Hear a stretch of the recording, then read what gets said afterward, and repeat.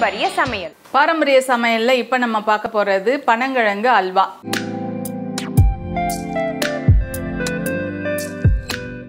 பனங்கிழங்கு அல்வா செய்வதற்கு தேவையான பொருட்கள்: பனங்கிழங்கு மாவு, வெல்லம், நெய், தேங்காய் எண்ணெய், முந்திரி, பாதாம், தேங்காய் பால், இந்துப்பு, ஏலக்காய் தூள்.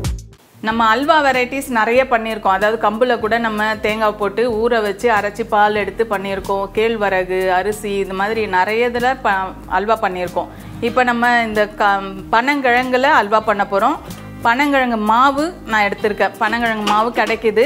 அப்படி இல்லைன்னா கூட நீங்கள் சீசன் வரும்போது கிழங்க வேக வச்சு துருவிட்டு அதை நல்லா அரைச்சிக்கோங்க. தேங்காவும் பனங்கிழங்கும் சேர்த்து அரைச்சிக்கோங்க.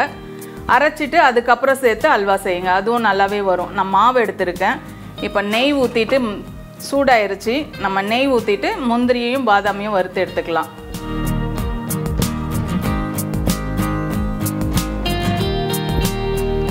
அல்வானா நெய்யில் தான் செய்யணும்னு யோசிப்போம் இல்லைங்களா? நம்ம தேங்காய் எண்ணெய் ஊற்றினா கூட அந்த அல்வா டேஸ்ட்டு நல்லாவே வரும். நெய் பாதியும் தேங்காய் எண்ணெய் பாதியும் சேர்த்து தான் செய்ய போகிறேன். நெய் சூடாயிருச்சு. ஃபஸ்ட்டு பாதாமும் முந்திரியும் போட்டு வறுத்து எடுத்துக்கலாம். நம்ம அல்வா மாவில் செய்ய போகிறோம், அதாவது பனங்கிழங்கு மாவில் செய்ய போகிறோம் இல்லைங்களா? அதனால் நான் வெல்லத்தை கரைச்சி வடிகட்டி எடுத்து வச்சுருக்கேன். நீங்கள் அதாவது பச்சை பனங்கிழங்குல நீங்கள் அரைச்சி செய்கிற மாதிரி இருந்தால் அது கூடவே நீங்கள் நாட்டு சர்க்கரையோ இல்லைப்பா கருப்பட்டி, வெல்லம் எதாவது சேர்த்து அது கூடவே சேர்த்து பண்ணலாம். கொஞ்சம் கோல்டு கலர் வந்தோடனே எடுத்துருங்க. இது அப்புறமா லாஸ்ட்டாக சேர்த்துக்கலாம்.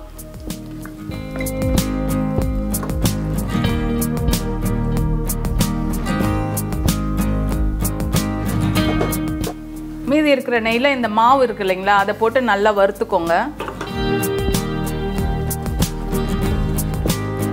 இந்த வாசனை கொஞ்சம் லைட்டாக அந்த வாசனை வர வரைக்கும் வறுத்துக்கோங்க. மாவு வறுத்த பிறகு நம்ம தேங்காய் பால் ஊற்றணும்னு வச்சுக்கோங்களேன். அப்போ அந்த கட்டி கட்டியாக ஆகாது. பச்சை மாவில் ஊற்றும் போது கட்டி கட்டியாக ஆகும். அதனால் கொஞ்சம் வறுத்துக்கோங்க. நெய்யில் வறுக்கும் போது மாவும் நல்லா வாசனையாக இருக்கும். இந்த பனங்கிழங்கு உடம்புக்கு ரொம்ப நல்லது. இந்த சீசன் நேரத்தில் தான் இந்த கிழங்கு கிடைக்கும். அப்போ வாங்கி சாப்பிட்டுப்போம். இந்த மாவு அப்போ நீங்கள் காய வச்சு அரைச்சும் வச்சுக்கலாம். மாவை அரைச்சி வச்சுக்கிட்டோம்னா நம்ம எப்போ வேணால் எந்த பலகாரம் வேணால் செஞ்சுக்கலாம். அப்படி இல்லைன்னா சீசன் கிடைக்கும் போது செஞ்சுக்கோங்க. ஏன்னா கிடைக்கும் போது யூஸ் பண்ணிக்கோங்க. இந்த பனங்கிழங்குல நிறைய சத்துக்கள் இருக்குது. நம்ம ஒல்லியாக இருக்கிறவங்க குண்டாகும். அதுவும் இல்லாமல் அது நார்ச்சத்து இருக்கிறதுனால மலச்சிக்கலுக்கு ரொம்ப நல்லது. சர்க்கரை அளவை இது கண்ட்ரோல் பண்ணும். இப்போ தேங்காய் பால் சேர்த்துக்கலாம்.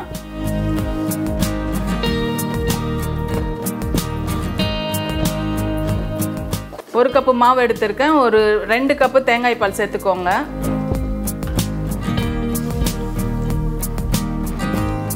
தேங்காய் பால் சேர்க்கும் போது அந்த டேஸ்ட்டே ரொம்ப நல்லாயிருக்கும்.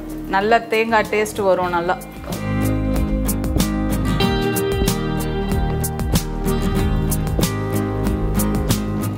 கூடவே வெல்லம் கரைச்சி வச்சுருக்கோம் இல்லைங்களா, அதையும் சேர்த்துக்கோங்க. 1 கப்பு மாவுக்கு 1 கப்பு வெல்லம் சரியாக இருக்கும். 2 கப்பு தேங்காய் பால் சரியாக இருக்கும்.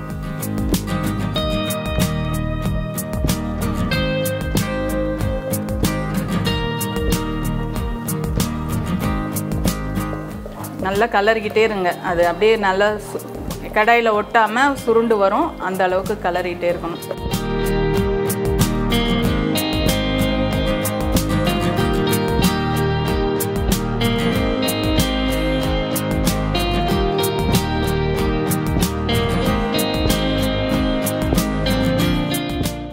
கைவிடாமல் கொஞ்சம் கலருங்க. இது நம்ம சாதாரணமாக அல்வா செய்கிற மாதிரி ரொம்ப நேரம் ஆகாது. சீக்கிரமே ஆகிடும். ஏன்னா நம்ம மாவாக போட்டிருக்கோம் இல்லைங்களா, சீக்கிரம் ஆகிடும். அதாவது எப்படி சொல்கிறது, சீக்கிரம் குயிக்காக உப்புமாலாம் செய்கிறோம் இல்லைங்களா, கிச்சடி உப்புமாலாம், அந்த மாதிரி இதுவும் சீக்கிரமாக ஆகிடும். பாருங்கள், இதுக்குள்ளவே வெந்து நல்ல பச்சை வாசனைலாம் போய் நல்ல வாசனை வருது. இது கூட உங்களுக்கு தேவைன்னா பேரிச்சம்பழம் கட் பண்ணி போட்டுக்கலாம். பூசணிக்காய் விதை, வெள்ளரிக்காய் விதை, இந்த மாதிரிலாம் கூட சேர்த்துக்கலாம். இப்போ கொஞ்சம் தேங்காய் எண்ணெய் சேர்த்துக்கலாம். ஒரு 2 டேபிள் ஸ்பூன் தேங்காய் எண்ணெய் சேர்த்துக்கோங்க. நான் சொன்னேன் இல்லைங்களா, இது தேங்காய் எண்ணெயில் கூட அல்வா செய்யலான்னு. நெய் தான் ஃபுல்லாக சேர்த்து செய்வாங்க. ஆனால் தேங்காய் எண்ணெய் சேர்க்கும் போது நல்லா அந்த வாசனையும் இருக்கும். நெய்யில் யாவது திகட்டும் தேங்காய் எண்ணெய் சேர்த்திங்கன்னு வச்சுக்கோங்களேன், டேஸ்ட்டு ரொம்பவே சூப்பராக இருக்கும். அந்த அல்வாவும் எப்படி சொல்கிறது, ஒட்டாமல் அந்த அல்வா பதம் நல்லா வரும். இன்னொன்று நம்மளுக்கு இது நெய் வந்து ரேட் அதிகம், தேங்காய்னா ரேட்டு கம்மி இல்லைங்களா, அதனால் நம்மளுக்கு ரொம்ப ஈஸியாகவும் முடியும், டேஸ்ட்டாகவும் இருக்கும்.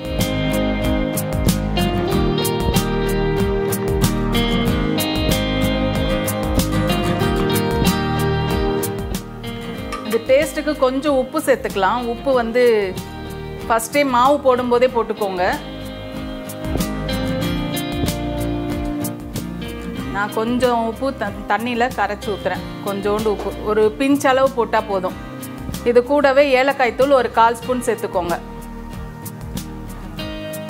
நம்ம நெய்யில் முந்திரியும் பாதாமும் வறுத்து வச்சுருக்கோம் இல்லைங்களா, அதையும் சேர்த்துக்கலாம்.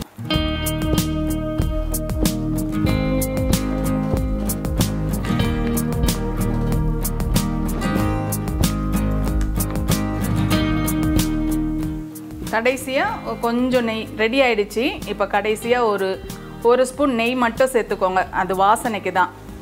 ஸ்டவ் ஆஃப் பண்ணிடுங்க. ஆஃப் பண்ணிவிட்டு இதை அப்படியே கிளறி இறக்கிற வேண்டியதுதான்.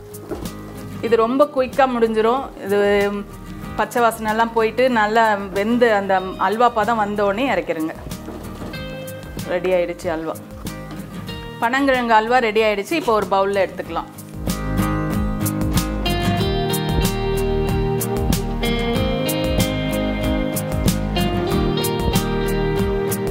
சுவையான சத்தான பனங்கிழங்கு அல்வா ரெடி ஆகிடுச்சு. இது வந்து சீசனில் தான் பண்ணணும்னு இல்லை, இந்த மாதிரி மாவும் கிடைக்கிது. நீங்கள் கண்டிப்பாக வாங்கி வீட்டில் ட்ரை பண்ணுங்கள். இது கொஞ்சம் வித்தியாசமான டேஸ்ட்டோட ரொம்ப அட்டகாசமாக தான் இருக்கும். கண்டிப்பாக ட்ரை பண்ணுங்கள். செஞ்சு பார்த்துட்டு உங்கள் கருத்துக்களை தெரியப்படுத்துங்க.